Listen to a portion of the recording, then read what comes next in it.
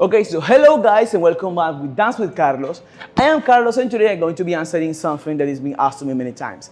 In the past, working in hostels and in academy, some dancers of this style have been coming to me and asking me, what am I doing wrong? Or what are the most common mistakes while dancing Afrobeats?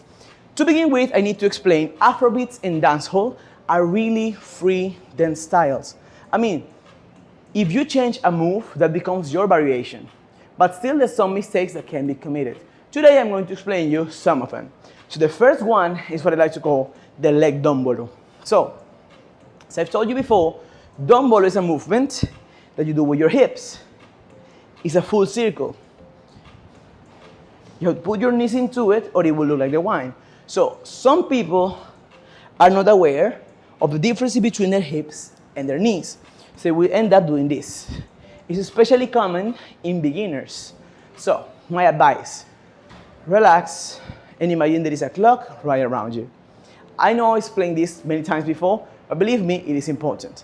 So once you have the clock in your mind, go 12, 3, 9, and then go back to 12. I'm sorry, I skipped the 6. Or you can do it backwards, it doesn't really matter. The thing is, flow only with your hips in between all of the points, until you are comfortable enough to do this. When you have this hip movement, you add the bounce and the knees. And that's how you actually dombolo. Remember, if you do it with your knees, it's not dombolo. Dombolo is with the hips. Okay guys, so let's go for the second most common mistake, is the bounce in particular. When some people are dancing Afrobeats, they forget the body is supposed to be bouncing all the time. Here's what the rhythm is. If you do a movement, here's what you retort if you don't know what to do. So let's say, I do what you say. Then I stay. This movement will allow me to look like I'm still dancing and will give me time to think. This is an important movement for the style. It's really basic. It's like the punking for the walking or the top rock for the hip hop. Bounce make it for the Afrobeats. So remember, it's a really instinctive move. When a baby listens to music for the first time, his first instinct is to just jump in their knees, put your hands up. Now open your legs, and this is the Afrobeat bounce. You see? So let's try with, for instance, the Ace, without bounce. Now let's add the bounce to it. We go. It looks more Afro, you see? Okay guys, so now let's go to the first most common mistake. Okay guys, so for the first mistake, I'm going to tell you something that is like, this really bothers purists of these styles, but it's something you have to know. Much people, or a lot of people, can't tell the difference in between Afrobeats and dancehall. They are really similar, but they are not the same. So remember, if the bounce is low and the body moves to it, there is this small like wavy movement that is the dancehall bounce. The Afrobeat bounce on the other side is like this. Steady up and you move in the low. Then dancehall movement, especially whine, is divided in 3. When you whine, you're going to move hips and body. This is a whine. While dombolo, which is the basic hip movement for Afrobeats, is only in this area. So dombolo, whine. You see the difference? Finally, it's more of a rhythmic thing. If the beat goes something like this, that is dancehall. And if it goes like this, then you are listening to Afrobeats.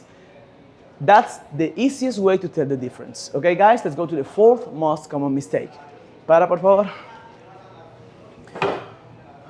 Sé que yo digo para y no hay que parar, pero es como que por educación.